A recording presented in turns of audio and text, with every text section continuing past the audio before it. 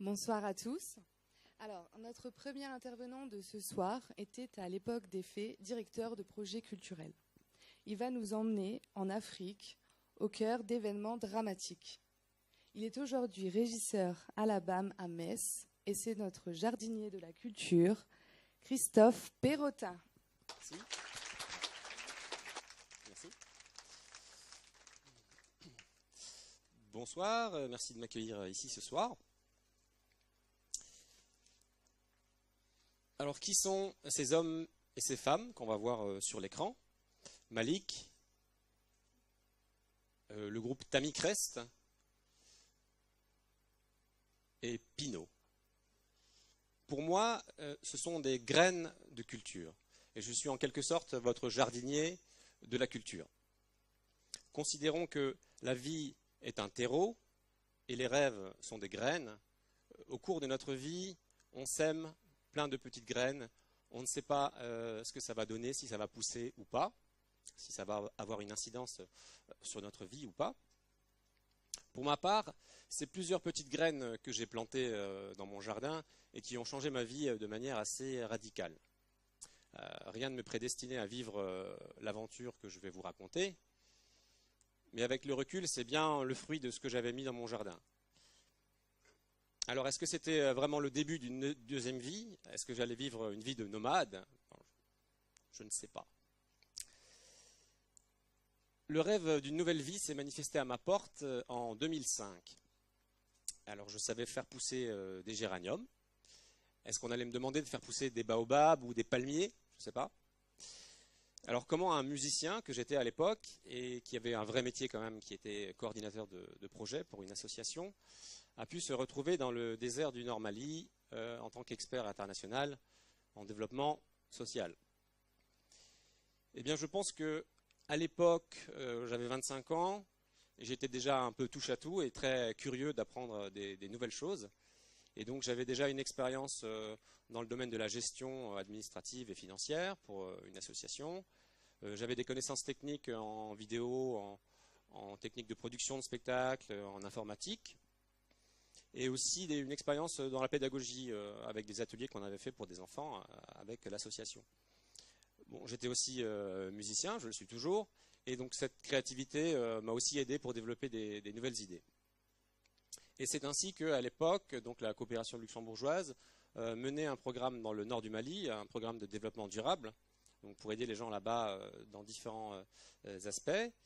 Et donc le côté polyvalent de mon profil a bien fonctionné puisqu'il cherchait quelqu'un qui puisse à la fois gérer, gérer des aspects concrets, techniques très précis, en son, en lumière, en informatique, et quelqu'un qui ait une expérience aussi dans la pédagogie, dans la formation. Donc c'était mon cas.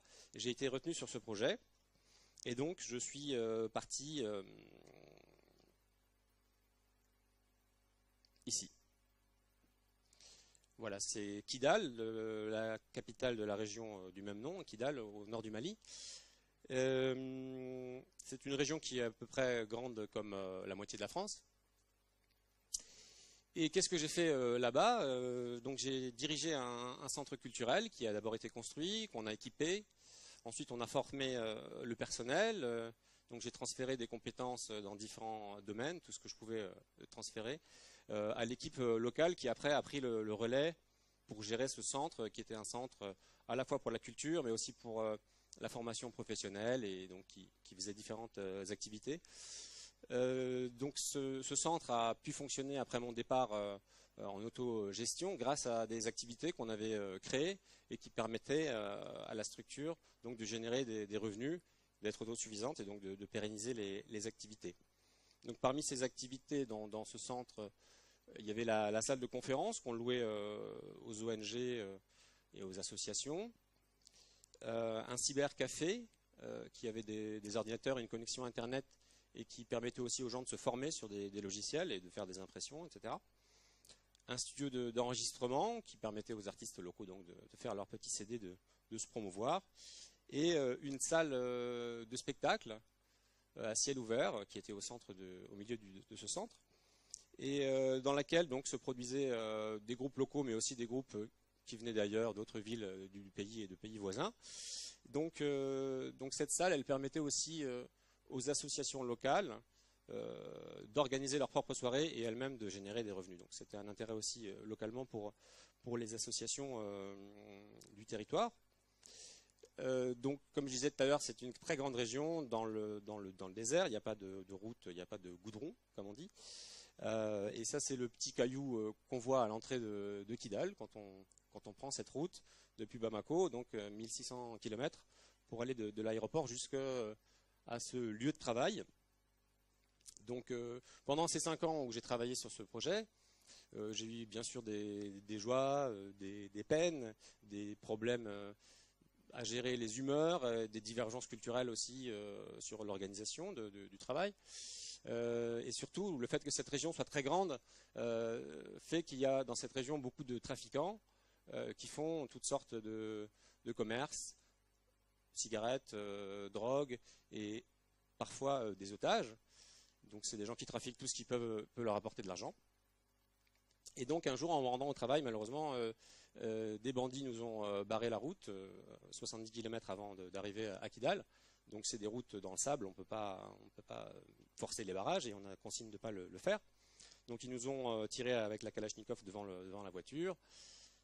Voilà, on s'est arrêté, ils ont pris notre véhicule, ils sont partis, ils nous ont laissés dans le désert à 70 km. Et la chance qu'on a eue, qui fait sans doute que je suis encore là aujourd'hui, c'est que dans un des sacs qu'ils avaient débarqué pour gagner de la place, il y avait un petit téléphone satellitaire qui nous a permis d'appeler la base et ils ont envoyé un véhicule, ils sont venus nous chercher assez rapidement.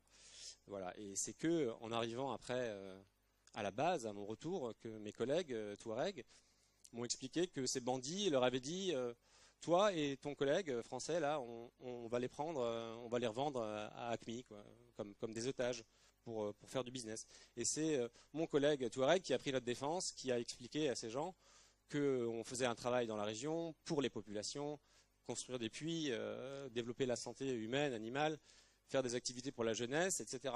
Et donc, ils nous ont laissé partir, enfin, ils nous ont laissé sécher au soleil. Voilà.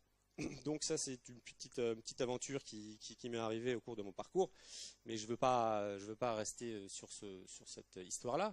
Ces 5 ans m'ont appris énormément à tous les niveaux, que ce soit professionnellement et humainement.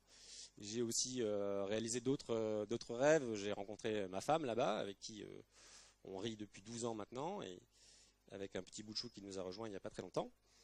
Et ça m'a permis, cette expérience de 5 ans, surtout de réaliser mon rêve suivant, de devenir chef de projet, de diriger l'intégralité d'un programme de développement pour une ONG qui s'appelait Geek Corps.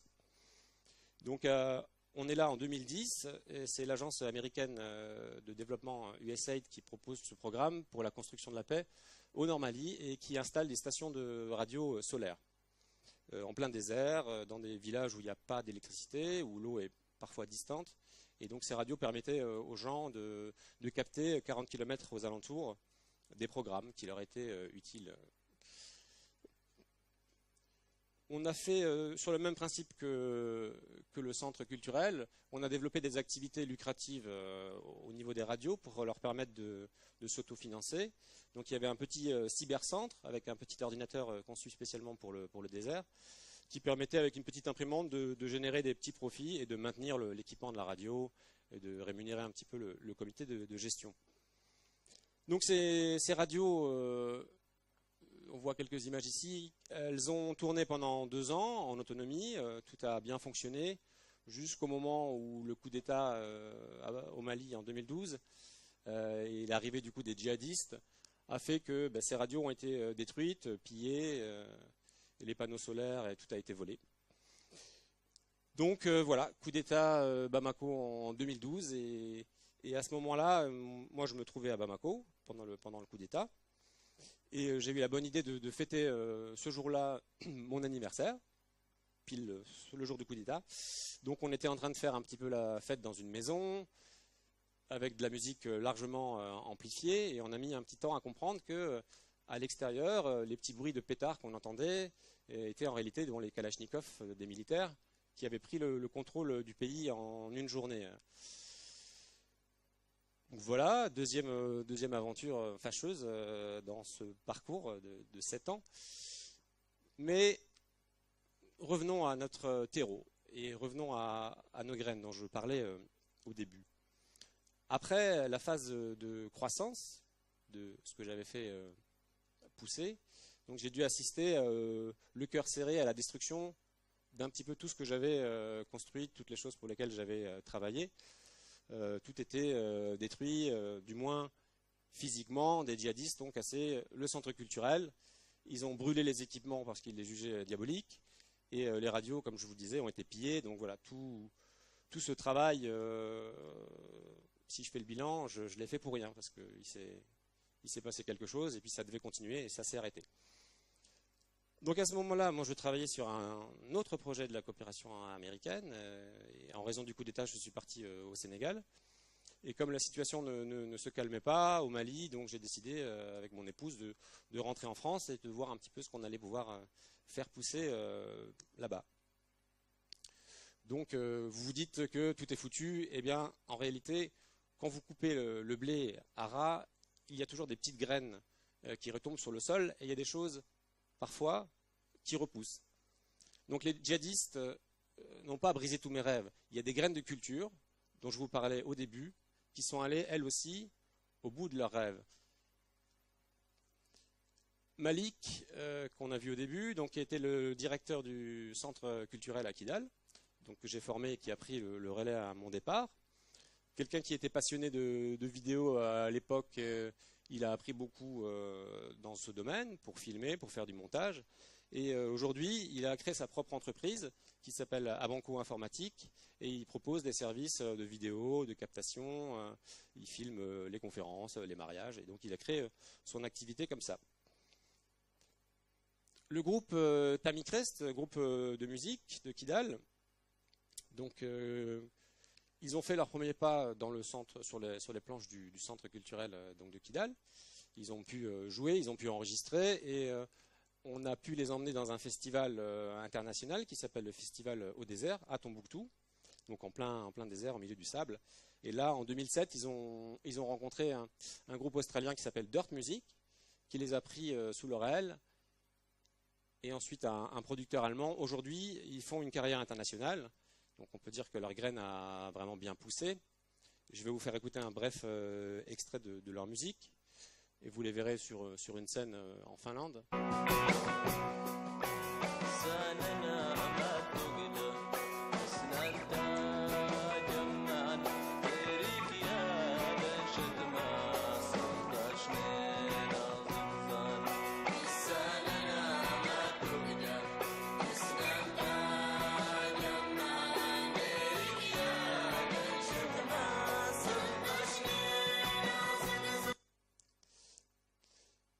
Et la troisième personne qu'on avait vue au début, donc c'est Ibrahim Ahmed, qu'on appelle Pino, et qui donc à l'époque au centre culturel a suivi une formation en théâtre par une compagnie parisienne qui s'appelle La Calma, qui était venue à l'époque et qui a formé les jeunes en musique, en théâtre, en échasse aussi et en jeu de masques. Et donc lui faisait partie des gens qui ont appris un peu le théâtre avec ses comédiens. Et aujourd'hui, vous le voyez là, il est sur l'affiche de ce film, Timbuktu, que certaines personnes ont peut-être déjà vu. Et donc, Pino, il a quand même donc fait un parcours assez incroyable, si on considère que ce film a eu plusieurs Césars à Cannes, que c'était quand même un film majeur, donc il a bien su tirer profit de tout ce qu'il avait appris.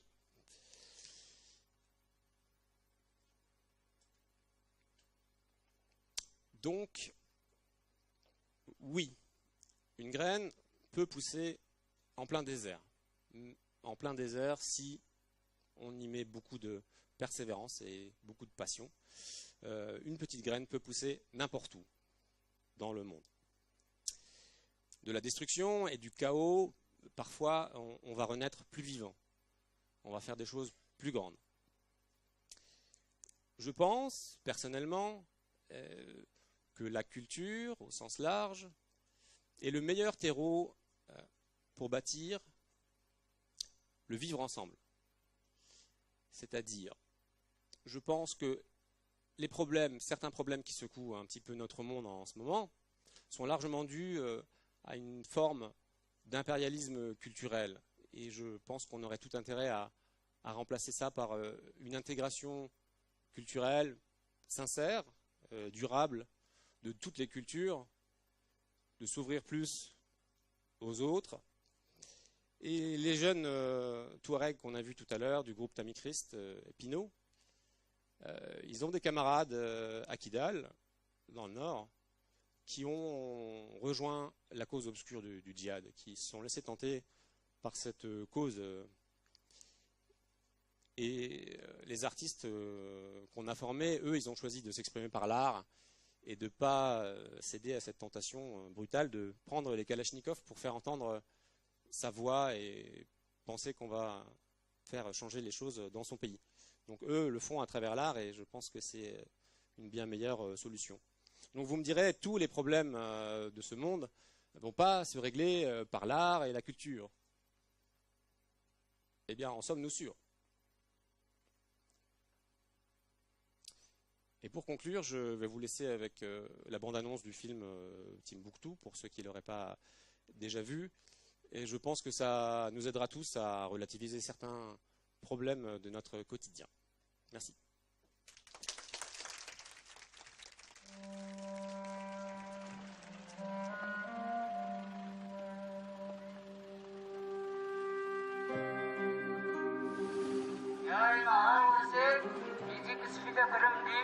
هل تعرف أن الكرة محرمة؟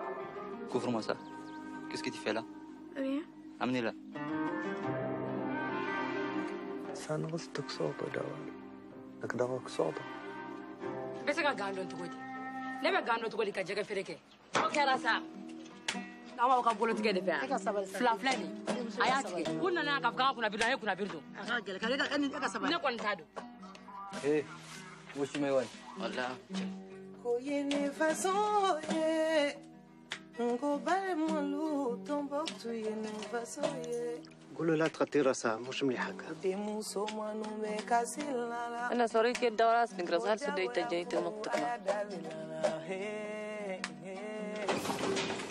Hier soir, on nous a surpris dans une chambre jouer de la musique. Est-ce que vous savez que c'est interdit?